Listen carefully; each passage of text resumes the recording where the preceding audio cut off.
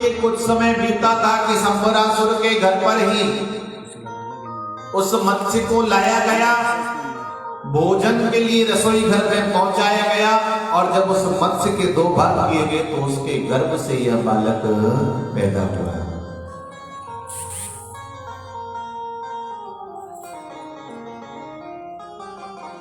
रति नाम की एक स्त्री जो कि कामदेव की पत्नी थी, वह संबरासुर के रसोई घर में इस जिम्मेदारी को संभाली हुई थी। जब उसने इस बालक को देखा तो बालक को लेकर के महाराज संबरासुर के पास में गई। प्रभु, एक मत्स्य के गर्भ से यह बालक मिला है। मदरा में मस्त हुआ संबरासुर ने कह दिया, इसे तुम ही रखो, हमें बालक की जरूरत नहीं है। हाँ, अब रति भगवान कृष्ण के पुत्र का पालन करने लगी, लालन पालन करने लगी। धीरे धीरे बालक बड़ा हुआ।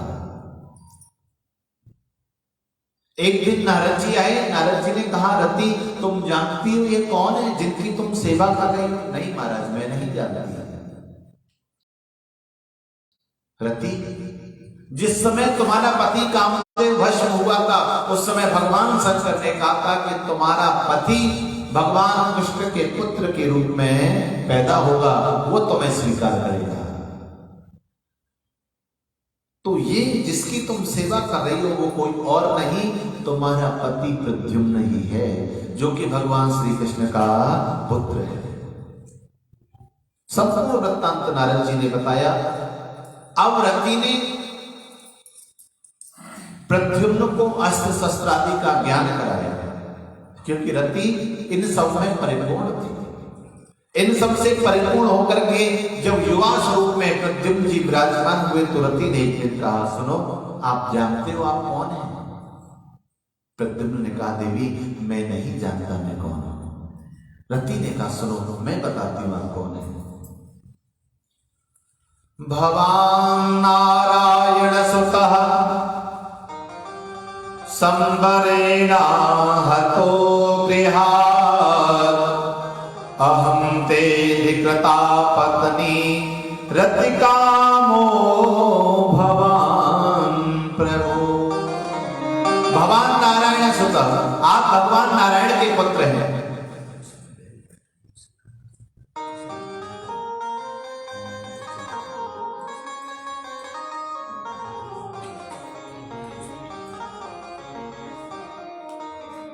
बोलिए गोविंद भगवान की। भगवान नारायण सुत, आप भगवान के साक्षात पुत्र हैं, श्री कृष्ण के पुत्र हैं। संबरेणा हतो गृहात्, आपको संबरासुर के द्वारा हरण किया गया है और उसके माध्यम से आपको यहाँ लाया गया। यहाँ पर मुझे सेवा का अवसर मिला। नारद जी ने मुझे संपूर्ण वृत्तांत बताया है। अहं ते धिकृता पत्नी रतिकामो भवान। वैसे मैं आपकी पत्नी रति हूं और आप मेरे पूर्व जन्म के काम हैं, जो कि ब्रह्मा, जो कि भगवान शंकर जी की कृपा से भगवान श्री कृष्ण के यहाँ पुत्र रूप में पैदा हुए। जब यह वृत्तांत पता चला तो प्रद्युम्न ने संबरासुर के साथ युद्ध किया। उस युद्ध में संबरासुर को नष्ट कर दिया, मार दिया, और उसके बाद भगवान श्याम सुंदर के पास द्वारिका में रति के साथ में प्रद्युम्न जी पहुंचे। आज भगवान के इस दिव्य रूप को, पुत्र के दिव्य रूप को देख करके नगरवासी आश्चर्यचकित होते हैं कि प्रद्युम्न जी देखने में भगवान के जैसे ही दिखते थे। हर कोई विचार कर रहा है, भैया यह कृष्ण के समान दिखने वाला कौन है? कृष्ण तो नहीं है, क्योंकि वो तो इस समय राजभवन में विराजे हैं। उनके समान दिखने वाला ये कौन है?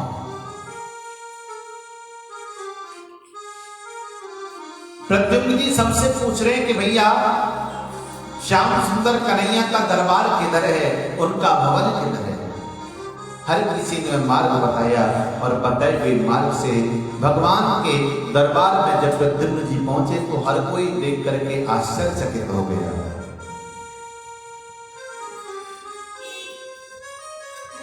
कोई पहचान नहीं पाया कि यह कौन है, लेकिन हर कोई देख करके आश्चर्यचकित है, कृष्ण के समान दिखने वाला यह कौन है? लेकिन माँ होती है। रुक्मिणी जी ने जैसे ही प्रद्युम्न को देखा, उनके तुरंत भाव प्रकट हो गया कि यह तो उनका अपना पुत्र है। तम दृष्ट्वा जलदश्यामं पीतकौसेयवाससं प्रलम्बबाहु ताम्राक्षं सुस्मितं रुचिराननं। तम दृष्ट्वा जलदश्यामं, उस सुंदर दिव्य मनोहर रूप को देखकर, पीतवासे कौस्तुभम, जिनकी पीतांबर शोभित है, ऐसे दिव्य रूप को देख करके बड़े आश्चर्य के साथ रुक्मिणी जी ने कहा, यह कोई और नहीं, जो मेरा बेटा बचपन में मुझसे दूर हो गया था वही लौट करके आया है। स्वागत है। सुरभि राचनम,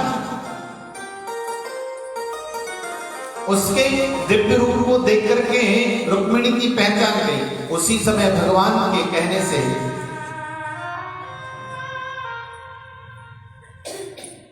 नारद जी महाराज ने संपूर्ण सभा को बताया, भैया यह कोई और नहीं, प्रसूति का ग्रह से हरण किया हुआ जो बालक था, वही बालक इस समय प्रद्युम्न बन करके आया है।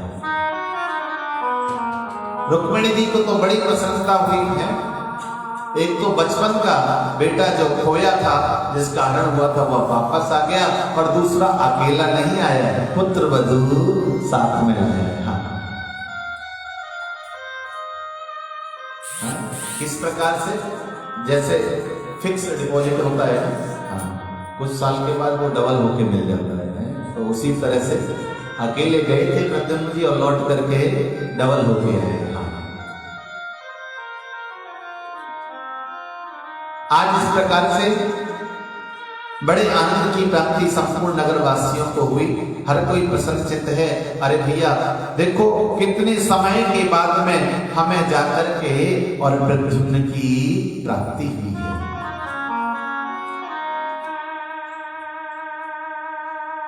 प्रद्युम्न के रूप को देख करके हर कोई उत्सव रूप मनाने लगा। ऐसा लगने लगा मानो द्वारिका में दोबारा से कोई विशेष उत्सव हो रहा है। इस तरह से द्वारिका को सजाया है।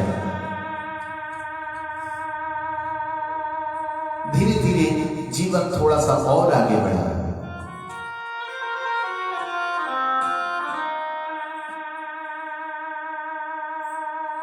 भगवान श्याम सुंदर ने एक के विवाह, अनेक विवाह और किए, जिनमें से प्रधान 8 पटरानियां रही।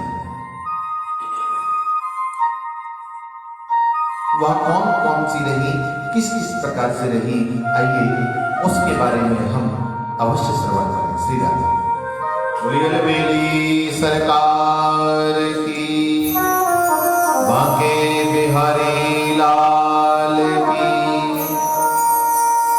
हो मेरी लगी श्याम संग प्रीत की दुनिया क्या जाए, श्याम संग प्रीत की दुनिया क्या जाए, मेरी लगी श्याम संग प्रीत की दुनिया क्या जाए, मेरी लगी श्याम संग प्रीत की दुनिया क्या जाए, मेरी लगी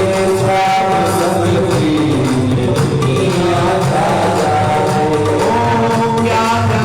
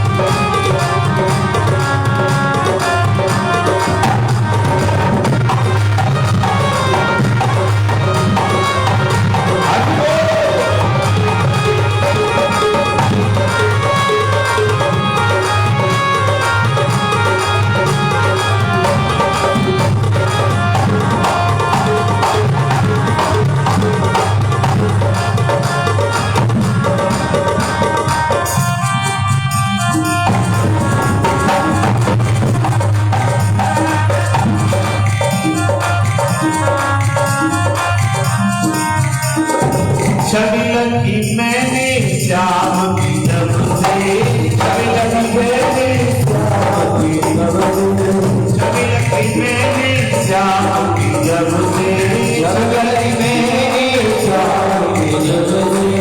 भाई बाबरिया मैं तो तब से भाई बाबरिया मैं तो तब से भाई बाबरिया मैं तो तब से भाई बाबरिया मैं तो तब से ये कैसी पागल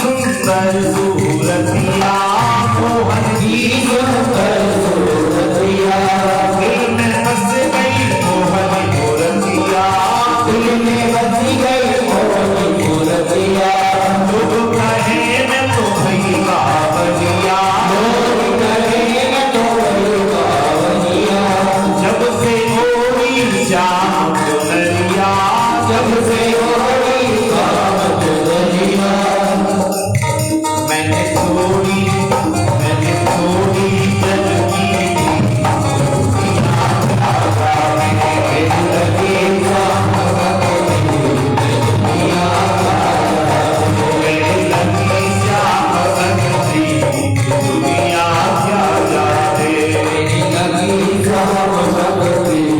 दुनिया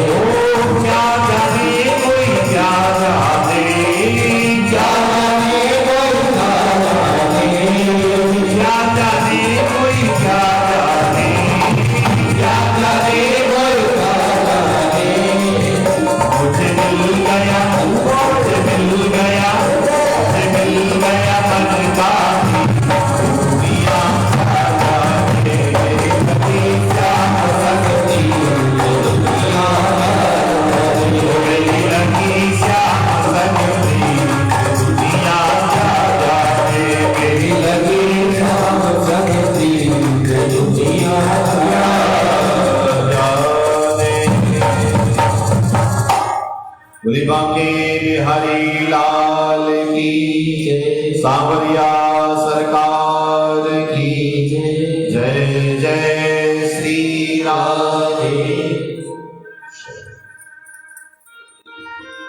द्वारिका के समीप में ही सत्राजित नाम की राजा रहा करते थे,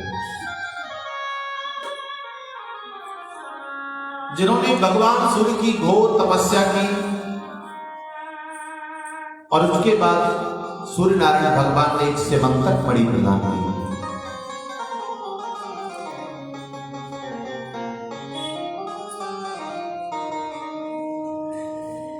मणि प्रदान करने के बाद भगवान सूर्य ने कहा कि यदि तुम मेरी नित्य प्रति 6 घंटे सेवा करोगे तो यह मणि तुम्हें 8 भार सोना प्रदान करेगी।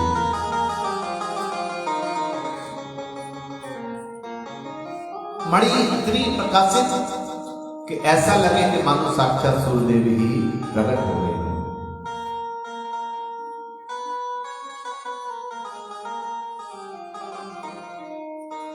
एक दिन सत्राजित उस मणि को पहन करके महाराज उग्रसेन की सभा में पहुंचे। जैसे ही सभा के अंदर प्रवेश किया, चारों तरफ प्रकाश ही प्रकाश फैल गया। सब लोगों को लगा कि शायद भगवान सूर्यदेव ही आज स्वयं चल करके आए, लेकिन देखा तो यह तो सत्राजित है। अब दरबार में उपस्थित समस्त दरबारी आपस में विचार करने लगे कि यह मणि तो महाराज उग्रसेन के पास में होनी चाहिए। इस मणि पर तो अधिकार महाराज का होना चाहिए, लेकिन आपस में कह रहे हैं सत्राजित से कोई इस बात को नहीं कह पाया।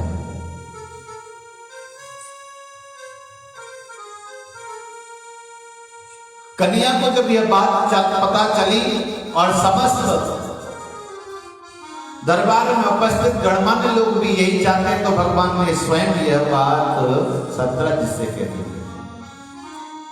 अरे सत्राजित,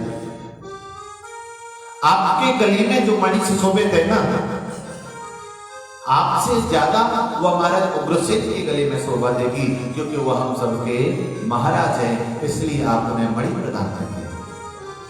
सत्राजित ने मना कर दिया कि सब मैं ये मणि नहीं ले सकता,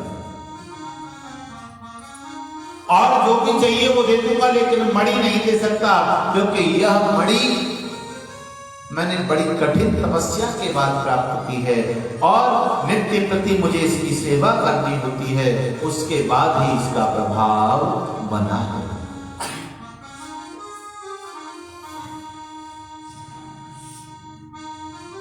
मना करके सत्राजित वापस अपने नगर में चला गया। थोड़ा समय बीता, एक दिन संयोग की बात, सत्राजित का भाई प्रसेन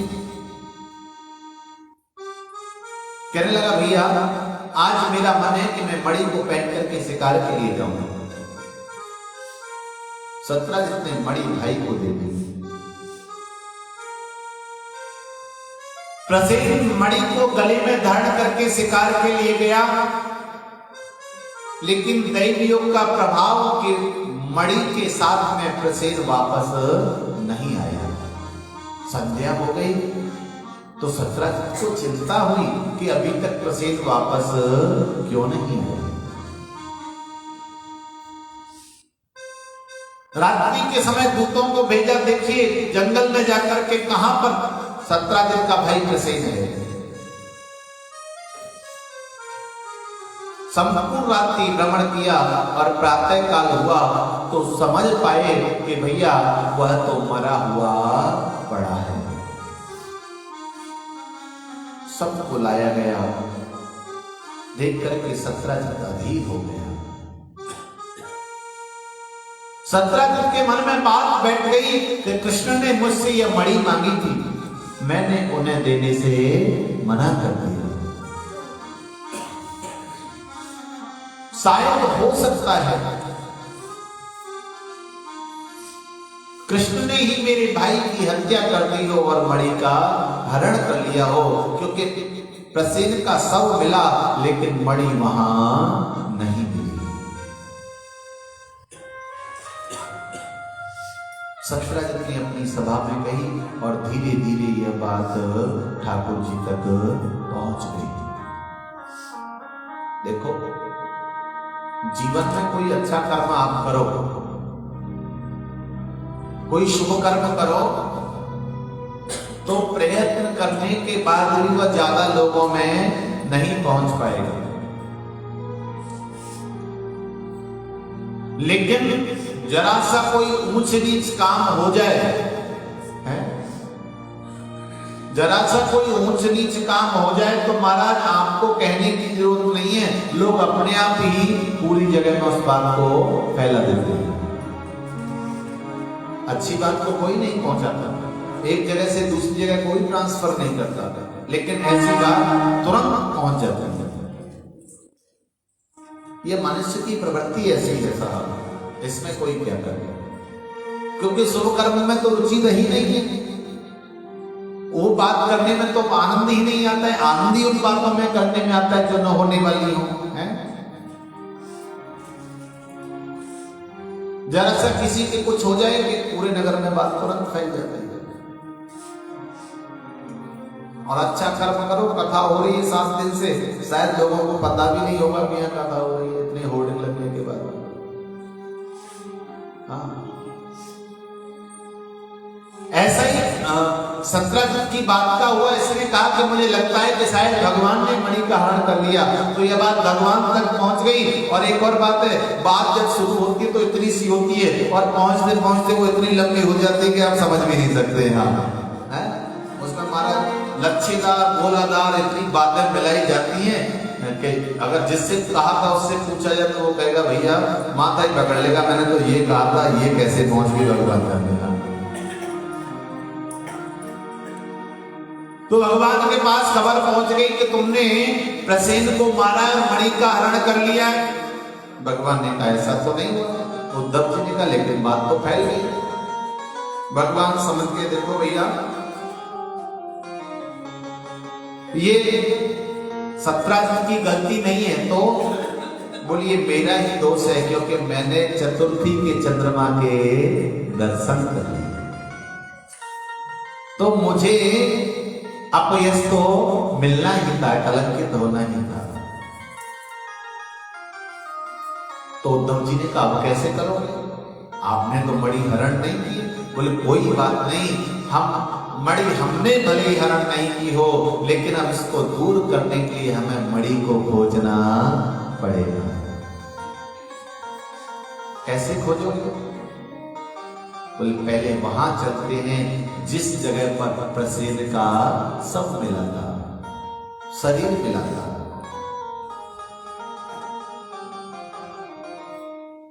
भगवान अपने प्रधान सेनापतियों के साथ उस स्थान पर पहुंचे तो देखा वहां उसका धनुष गिरा हुआ है, बाण गिरा हुआ है, और उसके पास में से ही एक सिंह के पद चिन्ह आगे जा रहे हैं। भगवान ने उन पद चिन्हों का पीछा किया।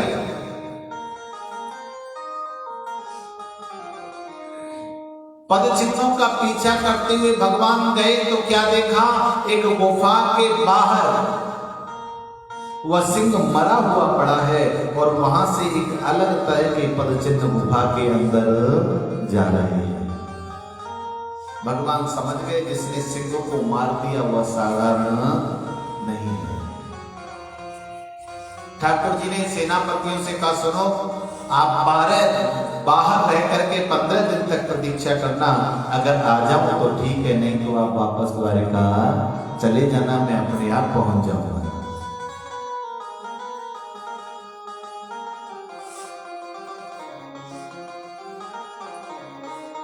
आज भगवान ने अंदर प्रवेश किया, घोर अंधकार छाया हुआ है, लेकिन थोड़ा सा और अंदर गए तो देखा चारों तरफ उजाला ही उजाला हो रहा है। भगवान समझ गए कि मणि यहीं पर है। अंदर देखा एक कन्या उस मणि के साथ में खेल रही है। भगवान ने कहा कन्या ये मणि हमें प्रदान करो, यह मणि हमारी है। उसी समय वो कन्या रोई और उसके रुदन को सुन करके उसके पिता ऋक्षराज जामवंत जी आ गए। भगवान ने उसे कहा सुनो, आपकी बेटी जिस मणि से खेल रही है वो हमारी मणि है, उसे प्रदान करिए। जामवंत ने कहा यह मणि मैंने आपसे नहीं ली, मैंने एक सिंह के पास में इसको देखा और इसको परास्त करके मैं यह मणि लाया हूं। और दूसरी बात यह है कि अब मेरी बेटी के खेलने का साधन यह मणि हो गई है, इसलिए आपको नहीं दूंगा। भगवान बोले तो युद्ध करना पड़ेगा। बोले बिल्कुल कर लीजिए। हाँ,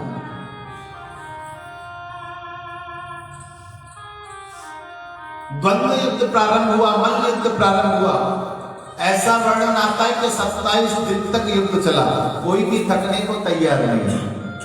जब 27 दिन पूर्ण हुए तो जामवंत जी को थकान महसूस होने लगी और वह विचार करने लगे कि आज तक कोई ऐसा योद्धा नहीं मिला मुझे जो हरा सके। मेरे प्रभु के अलावा कोई मुझे हरा नहीं सकता है। ऐसा तो नहीं कि यह कहीं मेरे प्रभु ही है। और चरणों में प्रणाम किया, प्रभु आप बताइए आप कौन है। कन्हैया बोले, जामवंत जी, राम अवतार में हमने आपको वरदान दिया था, ध्यान है? हमारा बिल्कुल ध्यान है। जिस समय राम रावण का युद्ध पूरा हो गया तो भगवान ने सबको वरदान दिया, जामवंत जी भी आए, आपको क्या चाहिए? जामवंत जी ने कहा, महाराज इतना विशाल युद्ध हो गया, लेकिन इस युद्ध में कोई भी योद्धा ऐसा नहीं था जो मेरा मुकाबला कर सके। इसलिए महाराज मेरी भुजाओं की खुजली अभी तक शांत नहीं हुई है।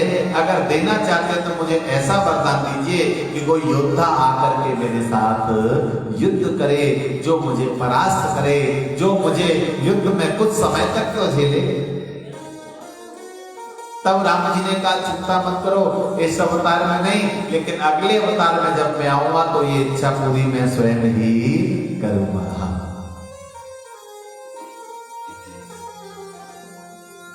आज भगवान कहते हैं कि वो इच्छा पूरी करने के लिए मैं आया हूं। यह देख करके दोनों हाथ जोड़े और जामवंत जी कहने लगे, प्रभु मैंने हमेशा आपके हाथों में धनुष बाण देखे हैं, तो इसलिए प्रभु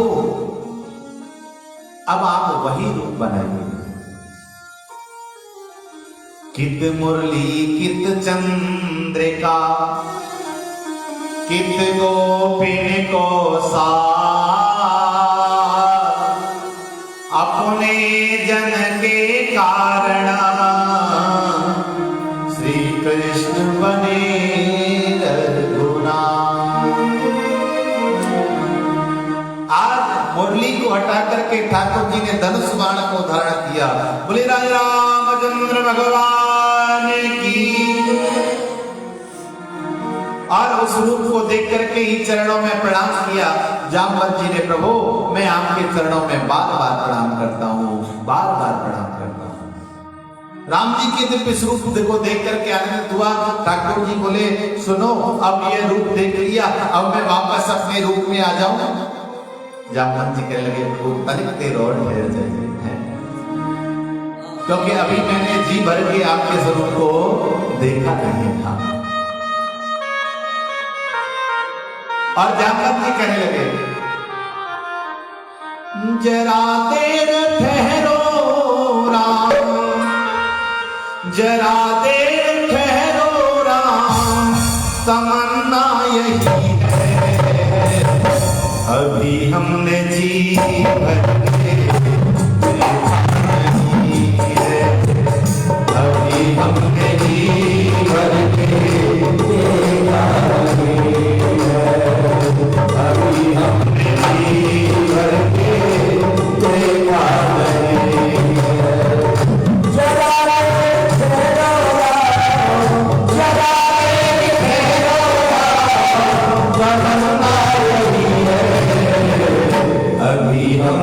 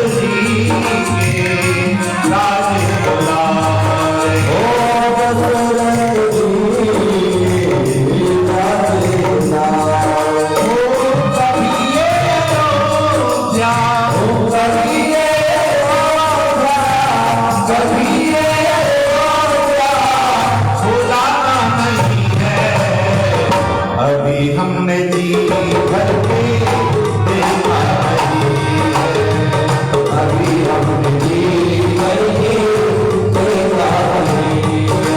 वो देखा नहीं है, देखा नहीं है, देखा नहीं है, देखा नहीं है, देखा नहीं है, देखा नहीं है, देखा नहीं है, अभी हमने जी भर के देखा नहीं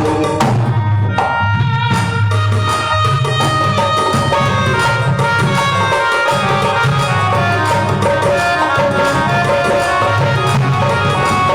अभी हमने जी भर के देखा नहीं है। जाओ प्रभु अब समय हो रहा है, समय हो रहा है, जाओ प्रभु अब समय हो रहा है,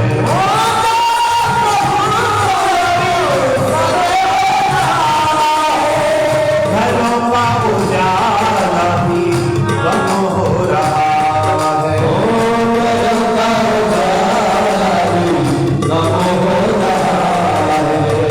अंधेरी की शाखा, अंधेरी की शाखा, अंधेरी की शाखा ठिकाना नहीं है, अभी हमने जी भर के देखा नहीं है, अभी हमने जी भर के देखा नहीं है, अभी हमने जी भर के देखा नहीं है।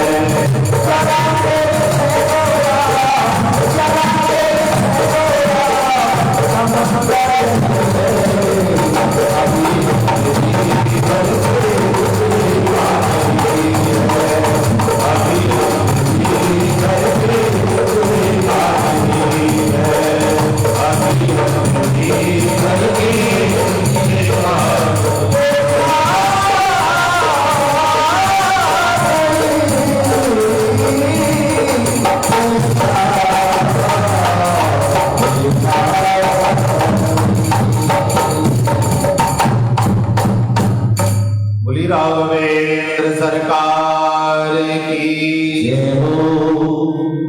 आज इस प्रकार से बड़ी सुंदर स्तुति जामवंत जी ने की और कहा प्रभु अब मेरी एक सेवा स्वीकार करिए। कन्हैया बोले बोलो प्रभु मेरी जो कन्या है, मेरी जो कन्या है मैं ऐसे आपको प्रदान करना चाहता हूं, आप इस कन्या को स्वीकार करिए। और उसके साथ में मैं आपको मणि देता हूं। आज भगवान ने जामवती को स्वीकार किया, मणि को भी स्वीकार किया और अपने द्वारिका में जब आए तो जामवती क्योंकि ऋक्ष कन्या थी तो स्वरूप भी उसी तरह का था, इसलिए चारों तरफ से उसे ढका हुआ है और रुक्मिणी जी को बुलाया, प्रिय मैं आपके लिए एक अद्भुत चीज लेकर के आया हूं, आप चल करके उसे निहारिए।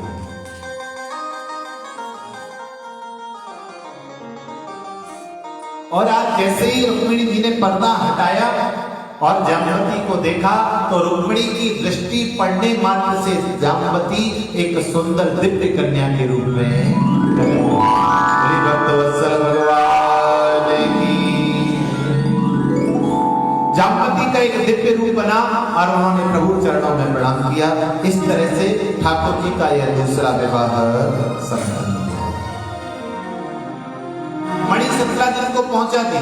जब सतराजित को पता चला तो उसे बड़ी गिलानी कि मैंने तो खामखाही भगवान के ऊपर दोषारोपण किया,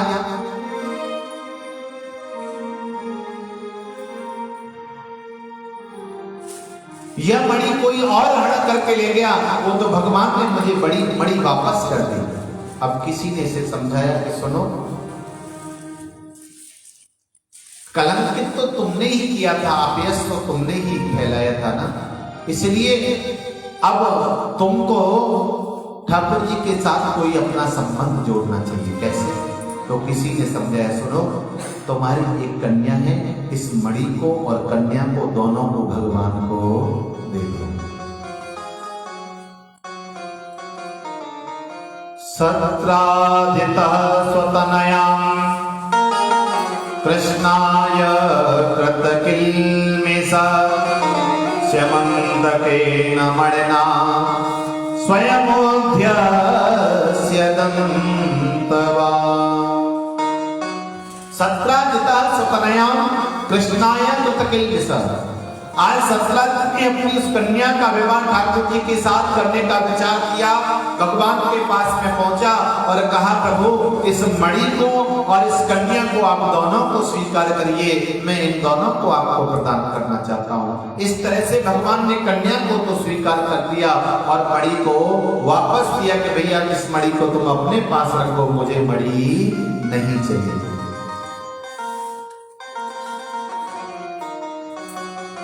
इस प्रकार से भगवान का ये तीसरा विवाह संपन्न हुआ।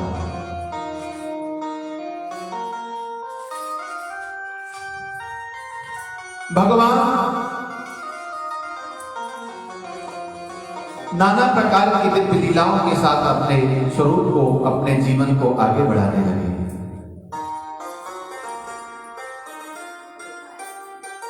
एक दिन की बात है, कन्हैया गोविंद ठाकुर जी यमुना नदी के पुलिन पर पावन तट पर भ्रमण कर रहे थे। साथ में अर्जुन भी थे।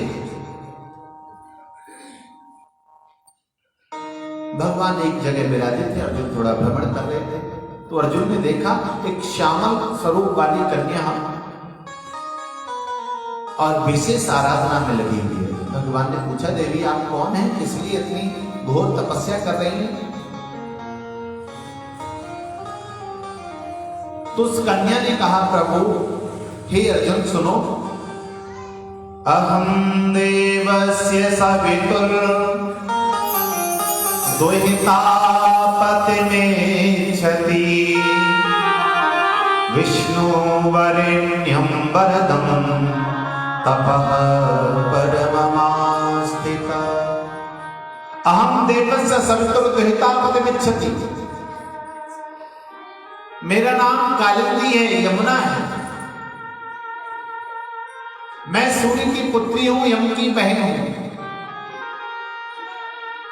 किस लिए आप तपस्या कर रही हैं? बोले मैं कृष्ण को अपना पति बनाना चाहती हूं। अर्जुन ने कहा, तो इसमें कौन सी बात है, चलो मेरे साथ, मैं अभी मिलवा देता हूं। अर्जुन साथ में लाई और प्रभु के चरणों में कहा, प्रभु यह आपको अपने पति स्वरूप में स्वीकार करना चाहती हैं। और इस प्रकार से उन अष्टपट रानियों में एक कालिंदी श्री यमुना जी का भी ठाकुर जी के साथ में पाणी ग्रहण संस्कार संपन्न हुआ। आगे पांचवा मित्र वृंदा के साथ में, छठवां सत्या, सातवां भद्रा और आठवां लक्ष्मणा के साथ में ठाकुर जी का विवाह संपन्न हुआ। ये अष्टपट रानियां ठाकुर जी की हुई। थोड़ा समय बीता ही था कि भौमासुर के राज्य से एक पत्रिका ठाकुर जी के लिए आई। उस पत्रिका में 16,100 कन्याओं ने अपने मन की व्यथा रखी। हे गोविंद, आपके रहते हुए आपके सन्मुख धरातल पर ऐसा अधर्म घटित हो रहा है। प्रभु आप इसको होने से रोकिए। दुष्ट भौमासुर हम कन्याओं को अपने बंदी गृह में बंदी बनाए हुए हैं, जिनकी संख्या अभी 16,100 है और यह संख्या और बढ़ाना चाहता है और सबके साथ विवाह करना चाहता है। हे गोविंद, जिस प्रकार से आपने रुक्मिणी के पत्र को पाकर के उनकी रक्षा की थी, उसी तरह से हम अबला स्त्री भी आपसे कामना करती है कि आप हमारे प्राणों की रक्षा करिए, आप हमारे आत्मसम्मान की रक्षा करिए। इस प्रकार भगवान को जब पत्र मिला तो उसी समय भगवान भौमासुर के यहाँ पहुंच गए और उसके साथ में युद्ध किया। युद्ध में भौमासुर को परास्त किया और उसके यहाँ जितनी कन्याएं बंदी गृह में बंद थी सबको बंधन से मुक्त किया और कहा, देवियों अब आप अपने अपने घर को जाइए। 16,100 कन्याएं दोनों हाथ जोड़ करके भगवान के सामने खड़ी हो गई। कहने लगी, गोविंद अब दुनिया का कोई भी पुरुष हमें स्वीकार नहीं करेगा, क्योंकि हम बंदी गृह से आए हैं। हमारे परिवार वाले भी हमें स्वीकार नहीं करेंगे। ऐसी स्थिति में बताइए हमारे पास कौन सा मार्ग है? एक ही मार्ग बचता है कि हम समाज में वैसे जाएंगे तो समाज के अंदर विकृति फैलेगी,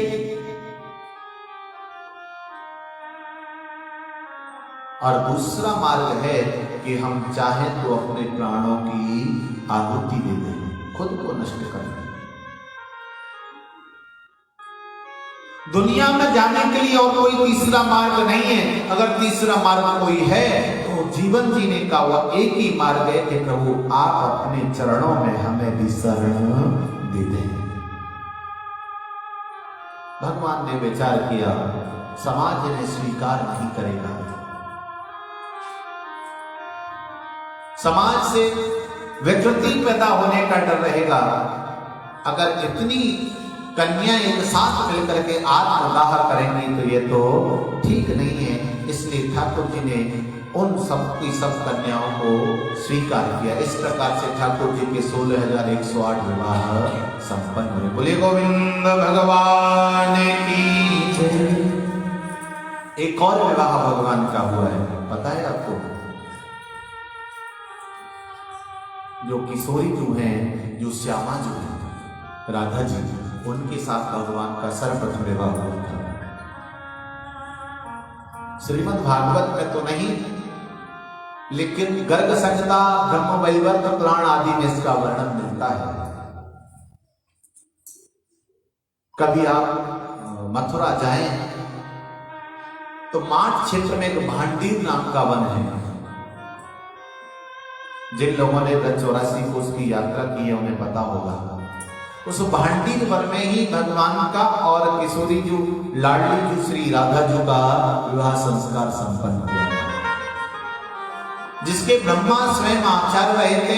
देवराज इंद्र ने स्वयं कन्यादान दिया था।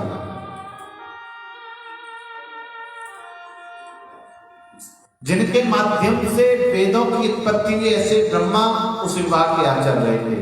इसलिए लोग कहते हैं कि बहुत सारे लोगों में भ्रांति है कि राधा जी का विवाह कन्हैया के साथ में नहीं हुआ, तो ये केवल भ्रांति है।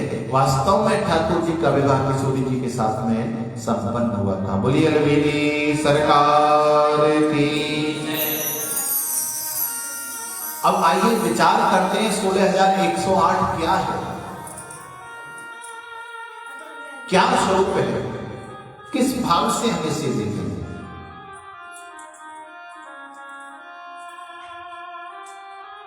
वेद के 3 भाग हैं, एक ज्ञान कांड, दूसरा कर्म कांड और तीसरा उपासना कांड। जो ज्ञान कांड है उसमें 4000 श्लोक हैं।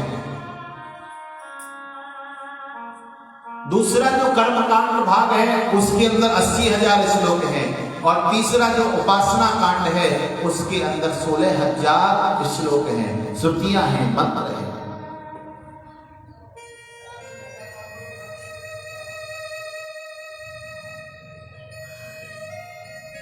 वेद लक्षणा जो 16,000 उपासना कांड के जो श्रुतियां हैं, मानो वही इन 16,000 कन्याओं के रूप में पृथ्वी पर प्रकट हुई। उपासना, उपासना किसे कहते हैं, उपवास किसे कहते हैं?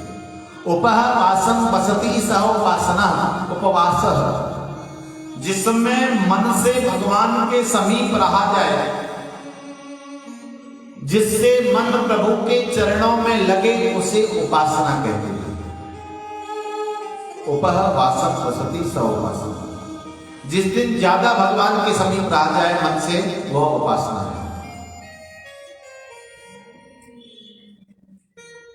आजकल वाला उपवास नहीं है।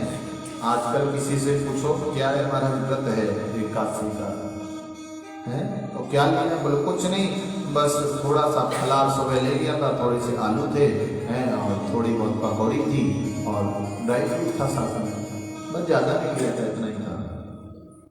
मध्याह्न बोले कुछ नहीं, बढ़िया थोड़ा सा मेवाओं की खीर सी बनवा ली थी है और थोड़ा सा वो हलवा सा तैयार कर लिया था, ज्यादा कुछ नहीं था, बस उतने से ही काम हो गया अपना।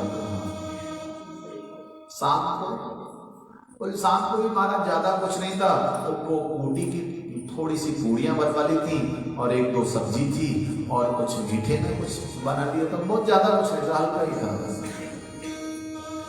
है ये होता है, नहीं होता? अब ये हल्का है तो बारीक कब होगा फिर? है एकादशी के नाम पे महाराज हर 15वें दिन दिवाली सी बनती है। हाँ, सुबह से शाम तक। अच्छा ध्यान देना, जितना आप नॉर्मल रूटीन में नहीं खाते होंगे उससे ज्यादा उस दिन खा जाते हो। अब के ये, अब के वो है। उपवास इसलिए रखा जाता था, 15 दिन में उपवास इसलिए होता था कि भैया शरीर के अंदर जो विकार पैदा हो रहा है, एक दिन व्रत रहने से हमारी बॉडी सही रहेगी, व्यवस्थित रहेगी, इसलिए उपवास रखा जाता था, स्वास्थ्य आपका ठीक रहेगा। लेकिन आप जिस दिन उपवास रखते हैं समझ लो 15 दिन 14 दिन से ज्यादा उस दिन की परेशानी आपको आएगी। तो तला भुना जितना 14 दिन में नहीं खाएगा उतना उस दिन खा जाओगे आप। तो इसलिए उपवास रखा जाता था। उपवास रखने का मतलब ये होता है कि आप अन्न नहीं खाएंगे तो आप थोड़ा सावधान रहेंगे, आपको आलस्य नहीं आएगा, इसलिए अन्न का त्याग बताया गया। आलस्य नहीं आएगा तो भजन ठीक कर पाओगे, साधना ठीक कर पाओगे, सत्संग ठीक कर पाओगे, इसलिए था। अब महाराज वो तो फलाहार की जगह में फुलाहार चलता है चकाचक से। प्रेम से कहिए राधे। तो ये जो उपासना खंड की जो श्रुतियां हैं वो रूप धारण करके आई, क्योंकि इन्हें प्रभु के चरणों के समीप रहना है, उपासना है। वास्तव में सच्ची उपासना, सच्चा उपवास वही है जिससे आप भगवान के समीप रहें। 16,000 तो ये है 100। बोले 100 वो हैं जो वेद से निकले हुए उपनिषद हैं। 100 उपनिषद यहां मूर्ति स्वरूप होकर के प्रकट हुए हैं। और अष्टपटरानियां भूमिरापो नलो वायु खम मनो बुद्धिरेव च अहंकार इतीयं मे भिन्ना प्रकृतिरष्टधा।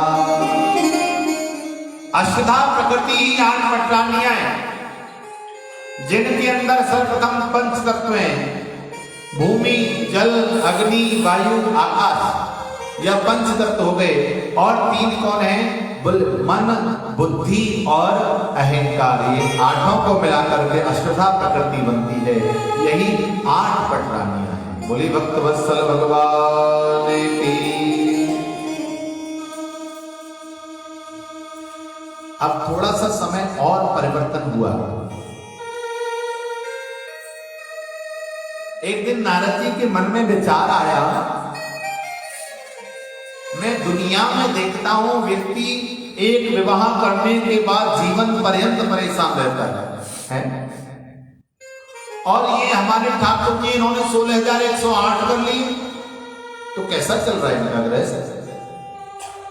चल करके देखना चाहिए। सोई नारद जी महाराज द्वारिका में पधारे।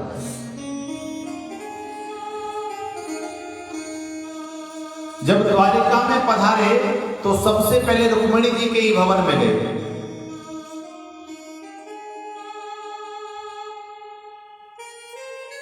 जैसे ही प्रवेश किया ठाकुर जी ने प्रणाम किया, आइए नारद जी स्वागत है आपका।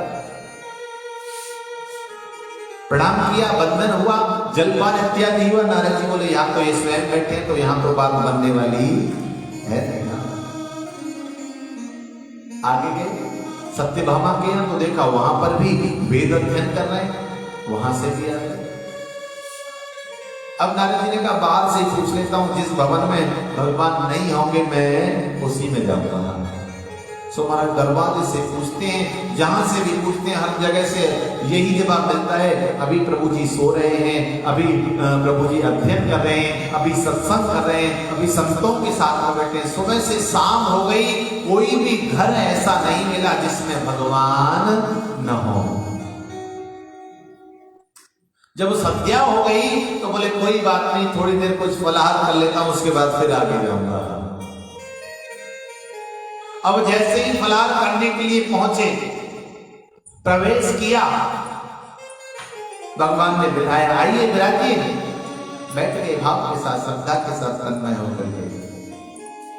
अब जैसे ही इधर उधर द्वारपाल हुए और उसी समय ठाकुर जी नारद जी का कान पकड़ लिया है। क्यों नारद जी ये सुबह से किस ताम झांक में लगे हुए हो हैं? अरे तुम जानते नहीं हो तुम्हारे पिता का भी पिता हूं मैं, हाँ है, क्योंकि नारद जी तो ब्रह्मा के पुत्र हैं और ब्रह्मा जी की उत्पत्ति विष्णु से। ये सब क्या कर रहे हो, गड़बड़ गड़बड़? बोले और कुछ नहीं, मैं तो यह जानना चाह रहा था कि आपकी गृहस्थी कैसी चल रही है। हाँ भगवान ने कहा सुनो, आप तो संत हैं, संत को तो वैसे भी किसी के घर में ताक झांक नहीं करनी चाहिए है। वैसे तो शास्त्र कहता है कि कभी भी आपको किसी के जीवन में ताक झांक नहीं करनी चाहिए, क्योंकि आपकी ताक झांक से सामने वाले का परिवार डिस्टर्ब होगा, परेशान होगा। इसलिए शास्त्र कहता है कि आपको ताक झांक नहीं करनी चाहिए। और आप तो उसमें संत हैं, संत को तो बिल्कुल भी शोभा नहीं देता। बोले प्रभु क्षमा करिए, मैं तो केवल जानने की दृष्टि से कि आखिर कैसे है क्या है इस भाव से कर रहा था, मेरा और कोई उद्देश्य नहीं था। इस प्रकार से ये बड़ी सुंदर सा वृत्तांत रहा। आगे अनिरुद्ध आदि का जीवन का चरित्र रहा। पौंड्रक आदि का भगवान ने वध किया। राजा नट की कथा रही। एक गाय को 2 बार दान देने की वजह से राजा नट को गिरगिट बनना पड़ा और भगवान श्री कृष्ण ने उनका उद्धार किया। भीम आदि को ले जाकर के जरासंध का उद्धार किया। पांडवों के राजसूय महायज्ञ के मध्य में शिशुपाल का उद्धार किया। इस तरह से भगवान ने बड़ी सुंदर सुंदर लीलाएं की। बोले भक्त वत्सल भगवान की।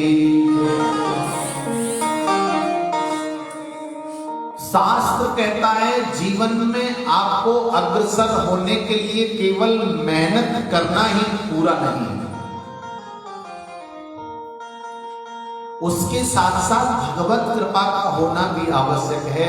उसके साथ साथ में आपके विवेक का होना भी आवश्यक है। किस प्रकार से? एक चौबे जी मथुरा में विश्राम घाट पर नाव पर पहुंचे और नाव चलाने लगे, क्योंकि उन्हें गोकुल जाना था। चौबे जी ने शाम को नाव चलाना शुरू किया और पूरी रात बीत गई। चौबे जी नाव ही चलाते रहे, लेकिन गोकुल नहीं आया है। प्रातःकाल सुबह 4 बजे तो विश्राम घाट पर नगरवासी नहाने धोने के लिए आने लगे, पूजा अर्चना के लिए आने लगे। सो चौबे जी ने पूछा, अरे भैया ये कौन सी जगह है? तो मथुरा वासी बोले, अरे भैया ये विश्राम घाट है मथुरा में।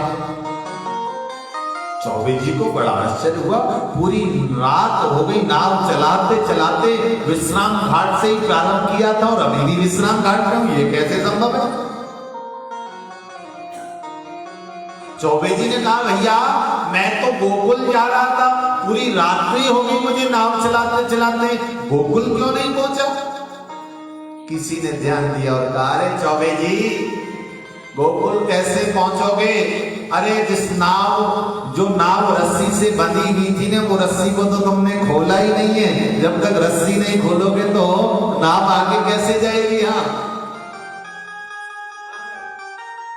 तो कहने का भाव है बंधुओं, जब तक हम मोह रूपी रस्सी नहीं खोलेंगे, जब तक अपनी वासना रूपी रस्सी नहीं खोलेंगे, तब तक कितने भी प्रयत्न करते रहो, हमारी गाड़ी वही घूमती रहेगी, हम भी आगे बढ़ने वाले नहीं हैं। प्रेम से कहिए राधे।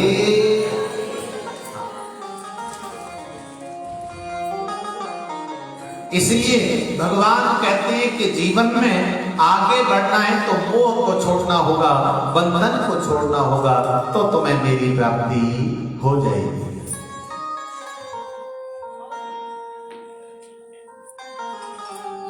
आइए भगवान की एक और परम भक्त की कथा को श्रवण करते हैं। कृष्णस्यासीत् सखा कश्चित् ब्रह्मणो ब्रह्मवित्तमा विरक्ता इंद्रियार्थेषु प्रशांता जितेन्द्रिय। कृष्णस्यासीत् सखा कश्चित्,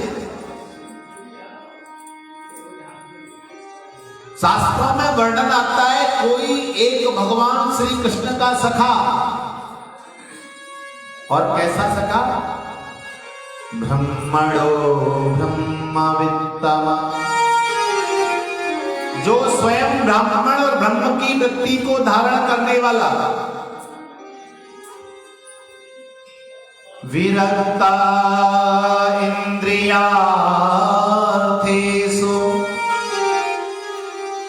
प्रशांतात्म जितेन्द्रिय, जो कैसा है? विरक्त है, जो किसी में अनुरक्त नहीं है, जिसकी इंद्रियां इस संसार से दूर है, परे है, ऐसा भगवान का भक्त। जितेंद्रिय, जिसने अपनी इंद्रियों को स्वयं को जीता हुआ है, जिसकी इंद्रियां जिसके अपने वश में है, ऐसा कोई एक भगवान का भक्त जिसका नाम सुदामा है। क्या नाम है? सुदामा।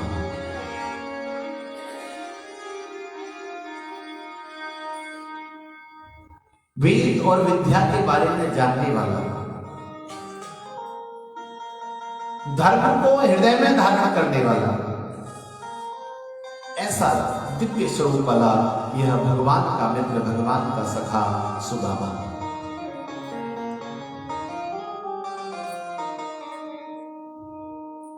इनकी पत्नी भी है जिसका नाम क्या है? हाँ, सुशीला। सुशीला को नहीं कहा जाता था सुशील होने की वजह से, लेकिन नाम था उनकी कौमुदी। क्या नाम था? कौमुदी। गुणों में सुशील होने की वजह से लोग उन्हें सुशीला कहने लगे। लोग कहते हैं कि सुदामा जी दरिद्र थे। शास्त्र वर्णन करते हैं सुदामा जी दरिद्र नहीं थे, निर्धन थे। धन न होना अलग बात है और दरिद्री होना अलग बात है। दरिद्री कौन है? आज शंकराचार्य महाराज जी ने प्रश्न रत्नमाला में बड़ी सुंदर बात कही। गोवा दरिद्र, पूछा गया कि दरिद्र कौन है, तो उन्होंने बताया यस्य विशाल तृष्णा, जिसकी तृष्णा विशाल है, जो है उसमें जिसे संतुष्टि नहीं है, वही दरिद्र है। जिसके पास धन नहीं है वो दरिद्र नहीं, वो निर्धन हो सकता है। लेकिन जिसके पास है और उसमें संतुष्टि नहीं है और अकारण ही पाप कर्म करके बार बार जो अपने आप को और ज्यादा आगे बढ़ाना चाहता है, वो दरिद्र है।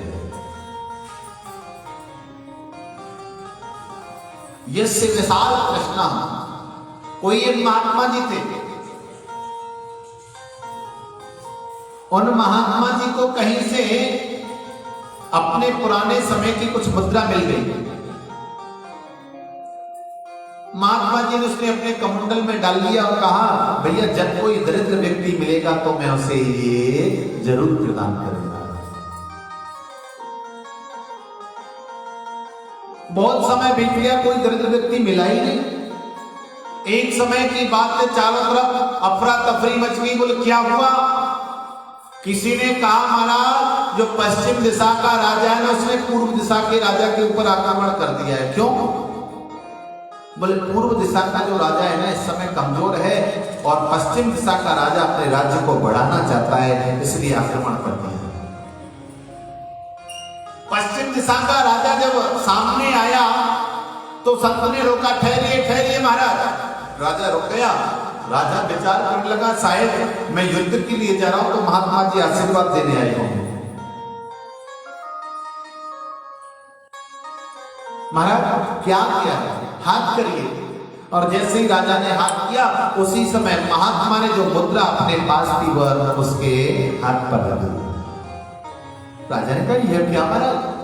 बोले भैया जब ये मुझे मिली थी तो मैंने निश्चय किया था जब कोई दरिद्र व्यक्ति मिलेगा तो मैं ये मुद्रा प्रदान करूंगा। आज संयोग से आप मुझे मिल गए। राजा को बड़ा अजीब लगा कि महाराज दरिद्र। हाँ भैया, अरे जो अकारण ही दूसरे राजा के राज्य पे आक्रमण कर रहा है, जो अकारण ही प्रजा को दुख पहुंचाना चाहता है, जो अकारण ही दूसरों को कष्ट देना चाह रहा है, वह दरिद्र नहीं तो और क्या है। राजा ने युद्ध करना ही छोड़ दिया। कहने का भाव है दरिद्र वो है जिसके अंदर संतुष्टि नहीं है। हाँ, सुदामा जी निर्धन थे, धन का अभाव था।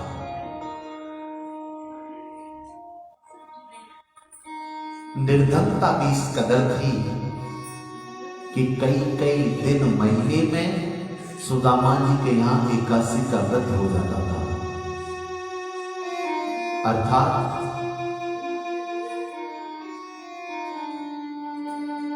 घर पर कुछ खाने के लिए नहीं था, बच्चों को कुछ खिलाने के लिए नहीं था। छोटे छोटे से बच्चे सुशीला से आकर के कहते हैं, माँ कई दिन हो गए तुमने हमें कुछ खाने को नहीं दिया है, माँ कुछ दो ना।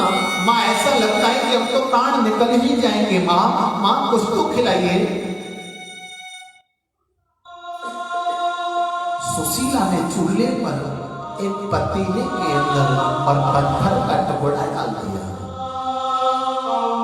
और बच्चों से कहती है, प्यारे जब यह पक जाएगा तो तुम्हें खाने को दे दूंगा। अबोध बच्चा है, वो यह नहीं जान पा रहा है, वो यह नहीं समझ पा रहा है कि यह पत्थर पकने वाला नहीं है।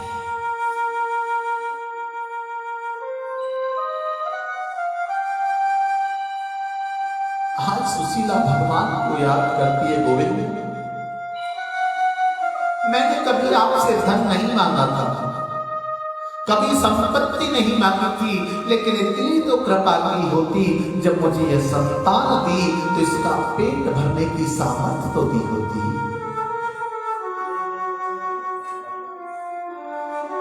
धन नहीं चाहिए, संपत्ति नहीं चाहिए, लेकिन ऐसा भी नहीं कि मेरे बच्चे मेरे सामने बिलख रहे हैं और मैं अबला उन्हें भोजन भी नहीं दे सकती।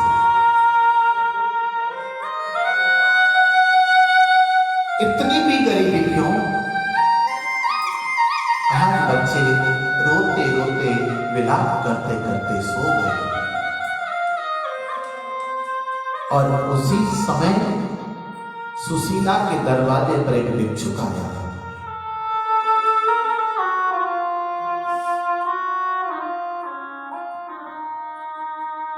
भिक्षा ग्रहण करने के लिए जब भिक्षुक आया तो सुशीला विचार करने लगी,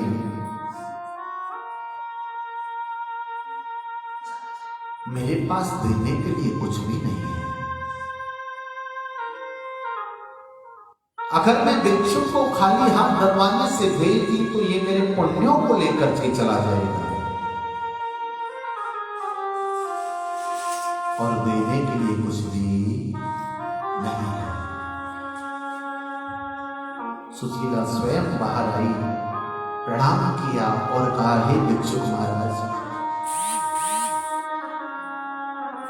मेरे घर में सूतक लगा हुआ है, नहीं तो मैं आपको अवश्य देती। सूतक? हाँ महाराज, जात कर्म का सूतक। कौन पैदा हुआ है? किसके पैदा हुआ है? बोल, मेरे ही पैदा हुआ है। भिक्षुक ने कहा, फिर आप ऐसे बाहर भ्रमण क्यों कर रही हैं? सुदामा की पत्नी सुशीला ने कहा, हे भिक्षुक देवता, जो पैदा हुआ है वो आज का नहीं है। बहुत समय पहले जब मैं इस घर में विवाह होकर के आई थी, तभी मेरे यहाँ दरिद्र रूप में और दरिद्रता पैदा हुई है, मेरे यहाँ में निर्धनता पैदा हुई है, और ऐसी निर्धनता पैदा हुई है कि आज तक कभी मेरे घर से नहीं हुई।